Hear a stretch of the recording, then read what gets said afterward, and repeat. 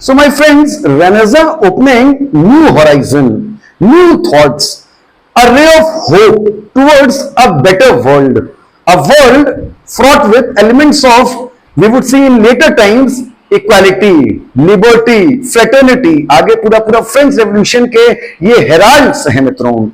Coming back again to renaissance, we would see कि देखिए सबसे बुनियादी बात है यहां कि रेनेसांस के पूर्व whatever was being advocated by the Old Testament of Bible, everything your thought, basic to basic and most fundamental thought would hover around the entire world of Jesus Christ. Definitely एक divinity का aspect तो है ही, लेकिन मित्रों यहां मेरे कहने का मतलब यह है कि in the realm of all this, man as an entity, as an individual with his basic instincts, rather they were being defied upon.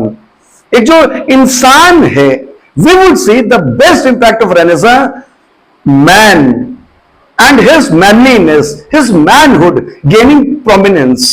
और ये एस्पेक्ट हमें उस समय के साहित्य में, कला में, चित्रकला में दिखाई देगा. अगर हम लिटरेचर के लेवल पे देखेंगे तो हम देखेंगे कि सबसे पहले मैकियावेली, ही राइट्स प्रिंस. अब मैकियावेली की जो प्रिंस हैं, आप देखेंगे कि आज भी, और मेरा मानना है कि रहती दुनिया में, whosoever becomes president, prime minister, chief minister, तो मैकियावेली की द प्रिंस अपने आप में statesmanship as to what should be the role of a ruler, एक राजा कैसे काम करे, मंत्री परिषद क्या है, ये तमाम बातें मैकियावेली ने द प्रिंस से बहुत अच्छे से बताने की कोशिश की है. Simultaneously we would see Dante's divine comedy. उसी सिलसिले में आप देखेंगे कि Martin Luther, he is bringing about a Bible, he is translating the Bible into German, और जर्मन में बाइबल जब ट्रांसलेट होती तो वर्ल्ड वाइड जो मैसेज जा रहा है, तो this is opening certainly new gates to a new world. तमाम बातें जो बाइबल की में भी मिस इंटरप्रेटेड रही होंगी, लेकिन since these young boys with a hot blood, इनके सामने एक चीज ये थी, the more you come up with the fallacies of this old traditional order, the more your authenticity and sanctity would be proved.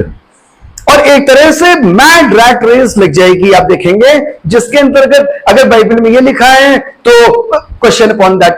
आप देखेंगे even the shape and size of earth is gaining new dimensions. और आप देखेंगे Vasco da Gama, Columbus, Amerigo, captain cook, Copernicus, Kepler, ये जो तमाम नाम हैं, देखते ही देखते कि विश्व का आकार, दूरियां आपस में, कॉन्टिनेंट टू कॉन्टिनेंट, और starting from a point and reaching to a point, there coming to an understanding कि अरे earth is a sphere.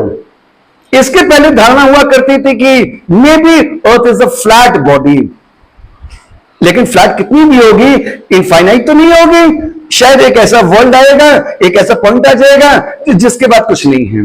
But these new discoveries they are bringing about a different change. और आप देखेंगे कि an era of geographical discoveries is being deeply ushered upon.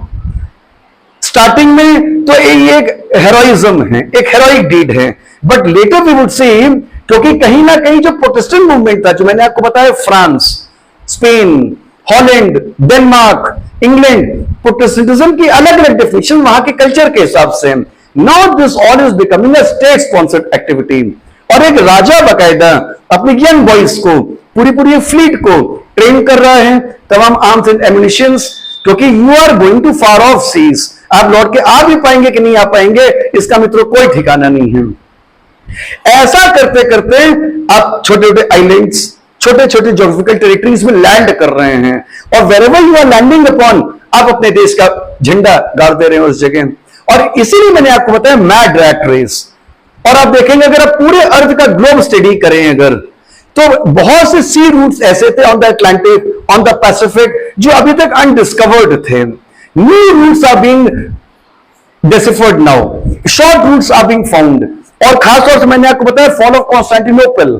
तो fall of Constantinople से जो Red Sea route है, जो this was in the hands of Turks, जो मैंने आपको शुरू के बारबेरियन इन्वेजन ऑफ रोम बताए हैं, इस गेट के खुलने से आप यूं समझिए कि यूरोपियन कंट्रीज में बस आप स्पेन से, फ्रांस से बाहर निकले, पोर्चुगल से, और आप डायरेक्टली रेड सी रूट होते हुए मेडिटेरेनियन सी, और आप सीधे सीधे एंटर कर जा रहे हैं टू अ डिफरेंट वर्ल्ड। तो ये this gave up deep emphasis upon trade and commerce.